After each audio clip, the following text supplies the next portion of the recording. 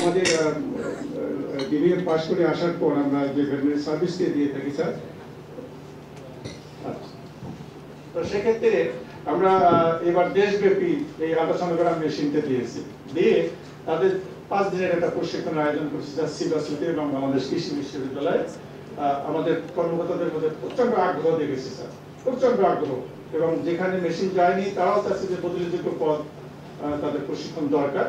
তো এটা খুবই ভালো এবং পজিটিভ দিক। এভাবে এই মেশিনটা স্যার একটা হাই স্পেক মেশিন না, এটা তো ইচ্ছাকৃত হতে পারে না।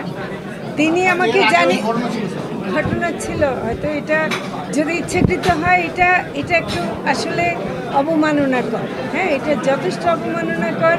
এই অন্তর্বর্তীকালীন এবং এতগুলো মানুষের রক্তের পর ওদের ছবি থাকা কোনো মতে গ্রহণযোগ্য নয়। আমাকে তিনি জানিয়েছেন যে এটা ভুলক্রমে হয়ে গেছে, তিনি ক্ষমা চেয়েছেন। কাজে আমি বলবো যে সেটা ভুলক্রমে হয়েছে বলেই জেনেছি এবং উনি ক্ষমা চেয়েছেন, ফলে আমি তার ক্ষমাটাকে আপনাদের কাছে এগুলো হতে পারে, এগুলো না, কিন্তু শোনেন, এগুলো তো হচ্ছে, এগুলো বহু রকম ঘটনা ঘটছে। ফ্যাসিবাদ আমরা এত মনে করি না যে জাস্ট চলে গেছে। ফ্যাসিবাদের অনেক রকম রূপ থাকে, তো তার কিছু কিছু হয়তো প্রতিফলন নানাভাবে ঘটে। আমরা যখন যেটা টের পাই সেটা ব্যাপারে আপনারা এত ডিটেইলে জিজ্ঞেস করে তো আমি তো জানতাম, ব্যাপারটা তো আমাকে জানতে হবে আর একটু ভালো করে। আমি অবশ্যই এটা ব্যবস্থা